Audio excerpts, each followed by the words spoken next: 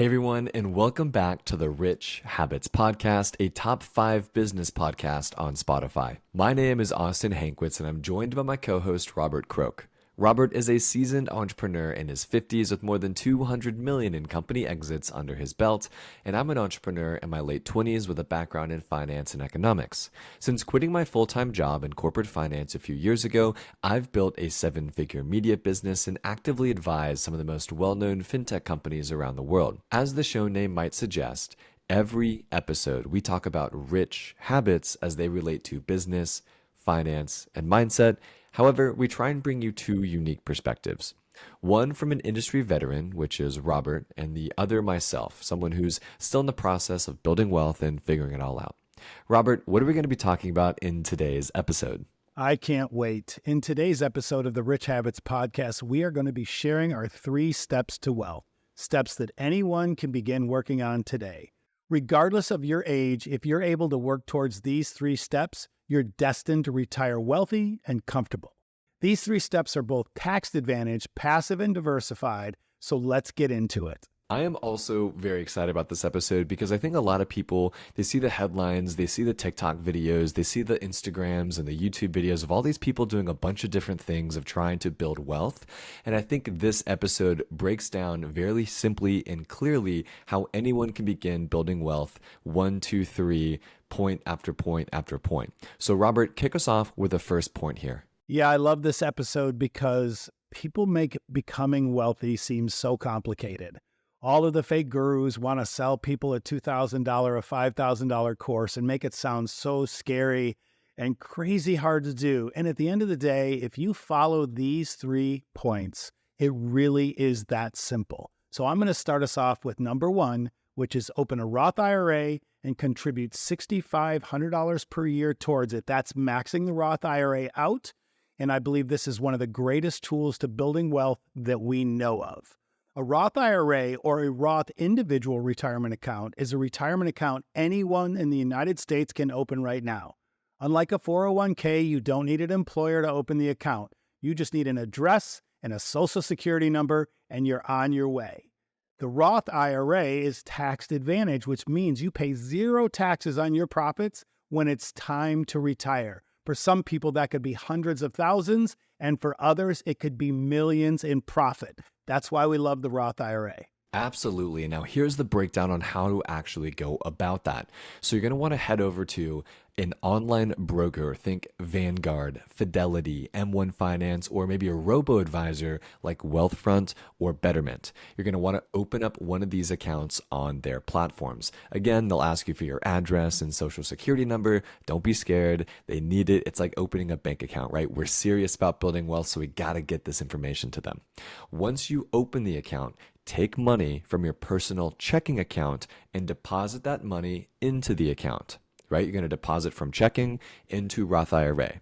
Once money is deposited into the Roth IRA, you're going to invest that money into the index funds we talk about so very often. We both like VOO, QQQ, and VTI. Then you're going to rinse and repeat this process annually for the next, call it 25, 30, 40 years, however long it is for you to retire. So for example, let's say you're 40 years old right now and you don't have a Roth IRA.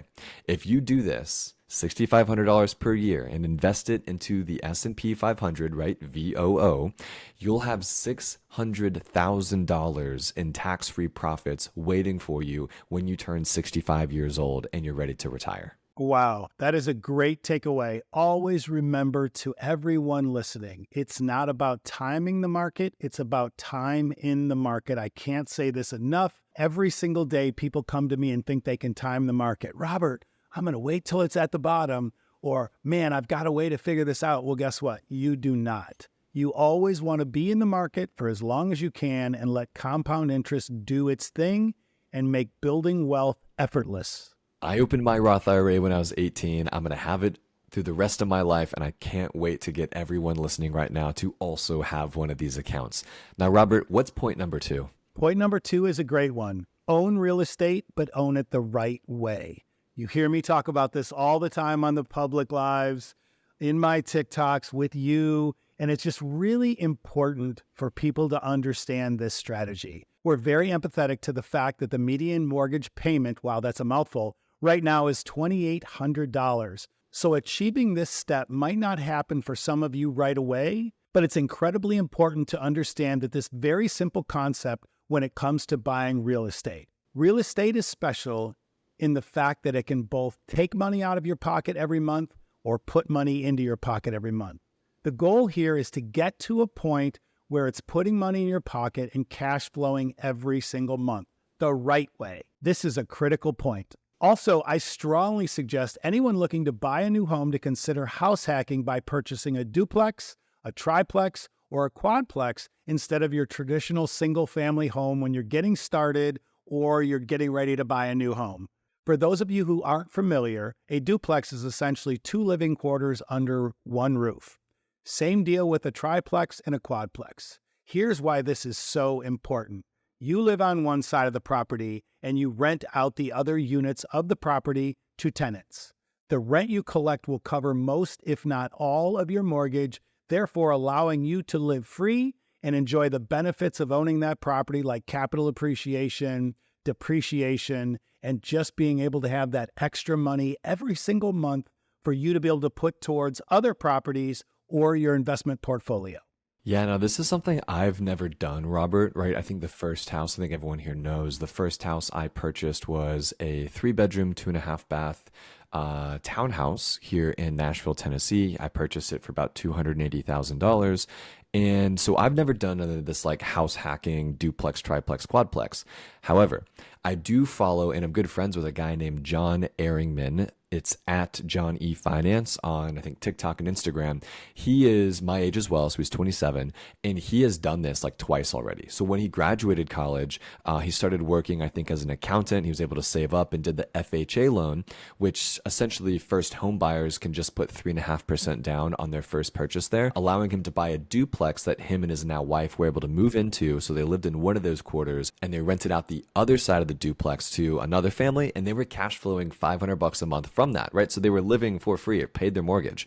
And now he just closed on another duplex. Now that he's married and stuff, it's, he's doing some cool stuff like buying another duplex now. So if you think about it, he's still living in that same first duplex. So he has 3 tenants now that are allowing him to have those capital gains, the depreciation against the W-2 income, and cash flow like an absolute bandit. So I really, really like this strategy, Robert. I never got around to doing it, but it's something I'm definitely going to explore in the future. Well, my favorite pro tip here is if you're in a relationship right now and you're listening and you're going to get married in the next year or two, each of you should go out and buy a duplex, triplex, or a quadplex. Use the FHA loans separately because remember, when you become married, you're one entity and you only can qualify for one FHA loan.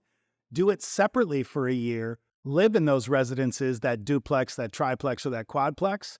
And then when you get married, then you rent out those units, move in together in your primary home or maybe another duplex, triplex, or quadplex, and just keep on rolling. This is a great strategy for those of you that are going to get married soon but want to take advantage of the FHA loans. So we talked about retirement investing. We talked about house hacking and building wealth with real estate. So what's our third point for building wealth, Robert? Our third point today is diversify your portfolio, which might even mean to optimize for income. Diversification is simple. It means not having all of your eggs in one basket. For us, that means having exposure to precious metals, fine art, cryptocurrency, ETFs, REITs, and even income-generating assets like dividends, stocks, and ETFs.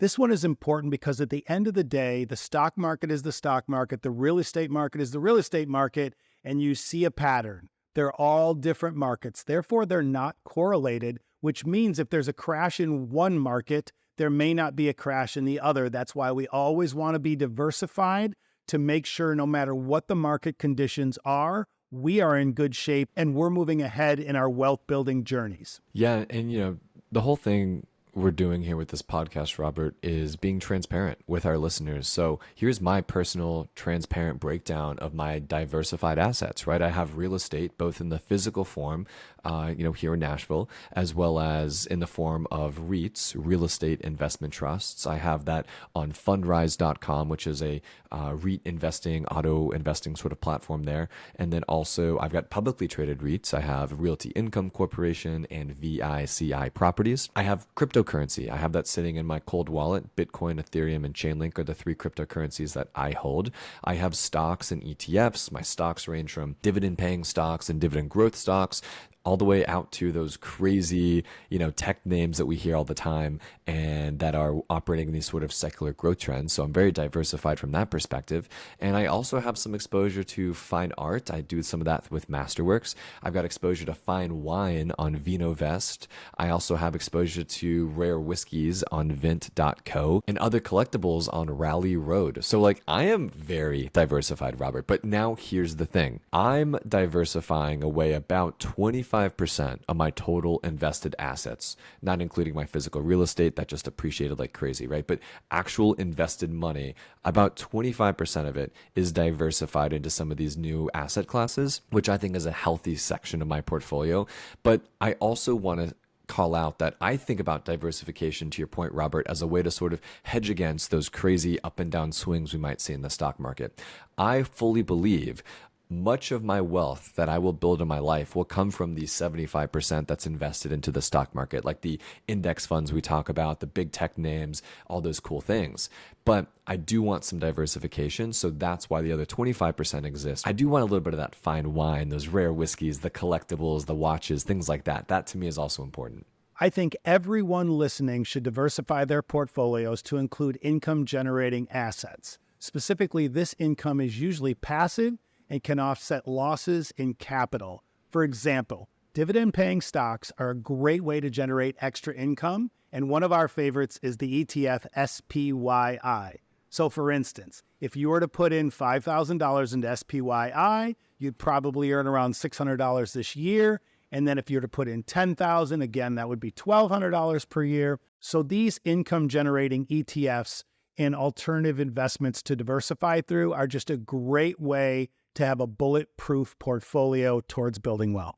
I'm a big fan of SPYI. It's actually the largest dividend paying asset in my portfolio. And what's so cool about them, again, is they have this distribution yield of 12%. So to Robert's point, right, $10,000 invested into SPYI, you could expect $1,200 or 12% of your invested capital to be repaid back to you in the form of dividends because of the way they've done their covered call strategies. But just want to reiterate, right, whenever people are optimizing for income, that might be rental properties, that might be dividend paying stocks, that might be something else, right? Profits from a business. When you optimize for income in your investment portfolio, that income offsets the fluctuations of the stock market, the fluctuations of the real estate market, the fluctuations of how your business might be valued, right? Those capital losses, just like what Robert said. So I cannot emphasize enough how important I think as a 27-year-old who's trying to build wealth, how I want to build wealth with income in mind. Wow, that is mind-blowing and so incredibly important.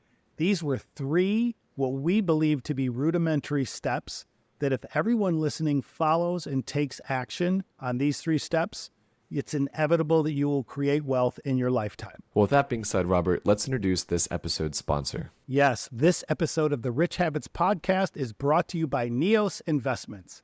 Neos offers ETFs that aim to offer monthly income while providing core portfolio exposure across equities, fixed income, and cash alternatives like T-bills. Their ETFs may be particularly interesting for folks looking to generate passive income inside of their investment portfolio. They even offer an ETF that provides exposure to the S&P 500 index while aiming to offer monthly income beyond what investors would receive from plain exposure to the index. Their funds may serve as a compelling income-focused alternative or complement to many of the investments already inside of investor portfolios. If you're looking to add passive income-focused ETFs to your portfolio, consider learning more about Neos's ETFs at neosfunds.com. And as with all investments, investors should carefully consider their investment objectives, risks, charges, and expenses of Neos exchange-traded funds before investing. To obtain a prospectus containing this and other important information, please visit neosfunds.com richhabitspodcast.com.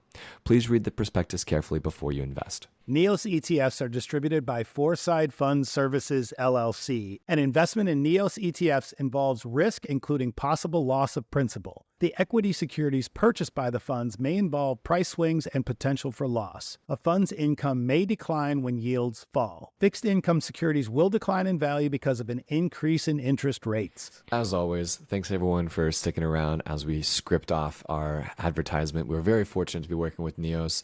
They help us fund a lot of the video editing, a lot of the distribution, everything that goes into building this podcast into what you all really love. And so we're super grateful for that. And we believe in their products. SPYI is, again, the largest dividend paying holding in my portfolio. Robert has it as well. It's something we both really believe in and think everyone should consider. So with that being said, Robert, let's jump into everyone's favorite section of the podcast, the question and answer. Our first question comes from Donnie B. Donnie says, I have a question regarding interest rates. At what point do you consider an interest rate to be high? Therefore, high interest debt. My gut tells me about 10%, but I'm not too sure. So I like this question a lot. And I thought about this a couple years ago, actually, when I was in college. And sort of what I came to the conclusion of was if it's 5 points above prime, which is you can think as like the federal funds rate. So if it's 5 points above prime, that's high interest, right? So the federal funds rate right now is like 5.5 or 5.75%. So if it's 10.5 or 10.75%, you're looking at a high interest rate debt. So your gut was definitely right. Yeah, my takeaway is completely different from Austin's, but it kind of has the same sentiment. For me, I always look at positive arbitrage. I know you guys hear me talk about that a lot, but I think it's just so important to look at it from a perspective that if I can borrow money cheaper than what I can make with it, then I'm always going to borrow the money. So the way I look at it is maybe not that big of a spread of that additional 5.5% or 5%. I look at it that if my interest rate, like right now, say is 5 or 6%, it's right on that verge where anything maybe up to 7 or 8% I would consider as high interest, in which then I would tackle that right away. But for me, if I can make 2, 3, 4 points on my money above and beyond that interest, then I'm always going to use the positive arbitrage in my favor, because I think it's enough to make it worthwhile, especially as you're working with larger and larger amounts of cash for this positive arbitrage. I couldn't have said it better myself. I mean, I've got a car loan, right? That's like 2.5%. Would I rather pay off that car or have that money invested? Well, I think I'd rather have the money invested knowing it's only 2.5% interest. So our next question comes from Ryan M. Ryan says, I'm a student who doesn't graduate until December 2024. I have $9,000 in unsubsidized student loans and $30,000 in my savings. Should I use my savings right now to pay off my student loans before I graduate?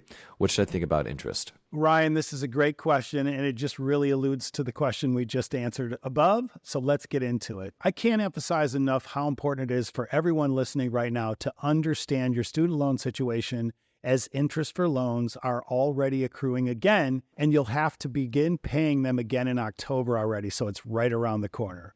For this question, there are 2 call-outs. Number 1, unsubsidized student loans accrue interest while you're in school, which means the amount owed is likely to be above the borrowed amount. And number 2, the 5% interest is eating a hole in your pocket, considering this is considered bad debt when looking at student loans and not generating you any sort of income. If you have the money, I would pay off the unsubsidized loans and park the other $20K into T-bills on public.com. Yeah, I think to this question, right? I mean, at the end of the day, let's like come back to this arbitrage, right? Because you always say like, okay, if we can borrow money for cheap and invest it, then cool. Well, what could someone, I guess, reasonably expect? So let's think about this from actual numbers, right? So $9,000 is the amount this guy owes. And if he didn't want to pay that off and took that $9,000 that he has in savings and invested, let's say he could get 10%, so $900. But again, now he does have 5% interest he's paying on that. So that is $450 to the bad, which means he's only really profiting $450. But that's also before capital gains and taxes, things like that. So really he's profiting $300 a year. So like, here's the deal. I mean, to me, just pay it off, man. Is $300 is that really a game changer for you? Is that going to make you a millionaire? No, right? So like whenever we think about and talk about this positive arbitrage strategy and wealth building sort of mentality we have, it's about big numbers and big spreads. It's not about $300 a year. So if I were you, I totally agree with Robert, right? Just take the 9 grand that you already have saved in cash, pay it off, get rid of it so you don't have interest accruing, and then park that other 20K into T-bills on public.com and earn your 5.5%. Love it. Love it. Let's get into number 3. Question number 3 is from username I Heart Spanish. I also heart Spanish. They ask, I'm married with 4 kids and we live in a very touristy beach town. Every summer we move out and live with the grandparents and rent out our primary residence on Airbnb, allowing us to generate a consistent $40,000 every summer. However, I'm growing very tired of having to always move out during the summertime. What should I do? Should I just buy a property and rent it out? Should I find another way to generate $40,000 with a side hustle? Do I just suck it up and keep doing this? Well, I know what you're going to say. You're probably going to say, suck it up, buttercup, and just keep doing it because it's 40K throughout the summer. I'm going to put a different twist to this. I think it all comes down to the quality of life. If you look at the big picture, you should be able to replace the 40K with a side hustle or a small business and enjoy the property yourself year round. I personally would work on replacing the income and enjoy the property to the fullest. You're in this beachy town. You said it's an incredible area. I would look at what can I do in that town to take advantage of the tourism in a way that I could make up that $40,000 a year so I don't have to keep moving back and forth every single summer and having, the distance with the kids with their friends or whatever is going on logistically. That's what I would do. And if you look at it from the big picture, you would only have to replace $3,300 a month to make up that $40,000 and be snug as a bug in a rug in your own bed and not moving around. Yeah, so you're right. I would say suck it up, buttercup, because here's the thing though, like if I had the opportunity to just say like, okay, for 3 more summers, I could move out and do this, right? That's $120,000, let's say let's call it $90,000 after taxes or something like that, 80K. That 80 or 90K could be a really good college fund for your 4 kids. You know what I'm saying? And even if they're young, they might not remember not having these summers, but they are going to remember not having student loans whenever they graduate. So that's kind of the perspective I think, right? It's like, if you're making all this money, can you do it just a little bit longer and be very intentional about the money you generate and be intentional about where that money goes so it can really impact their summers going forward? Yeah, the problem is we don't know the totality of the information. That $40,000 might be fully spent from every single summer's earnings and not have any positive benefit towards a 529 account or towards the kids' college or towards any wealth building. So in that instance, I just think you'd be better to create a side hustle or buy a small business that's existing with owner financing and be able to make up the $40,000.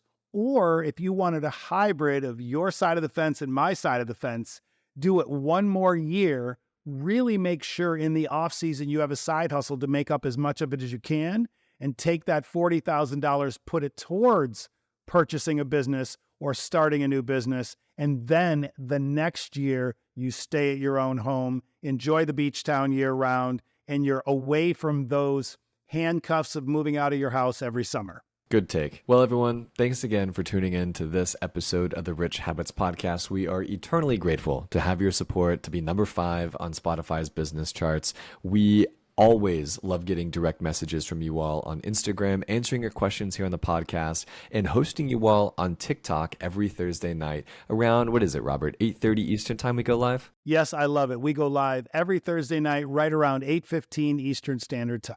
So if you do listen to the podcast and want your questions answered live, go to TikTok and go check that out. Also, be sure to leave us a positive review if you like the podcast. We've got over 1,000 people who have left us 5-star reviews. We can't believe the support. It is so, so exciting. And also share it with a friend. Share the podcast with anyone you know that can really start getting after their wealth building journey themselves, right? Maybe they don't have the Roth IRA figured out, or maybe they've talked about a duplex to their friends, but they don't really know the different hacks and how to get started, or maybe perhaps they've not diversified yet their investment portfolios. We hope this episode can be a resource to lean on as they continue their wealth building journey. So with that being said, Robert, do you have any closing remarks? Yes, and definitely check out the show notes below because we have a big surprise for you that we've been working on for a couple months. And again, thank all of you for listening to the Rich Habits Podcast. Have a great start to your week and happy Monday.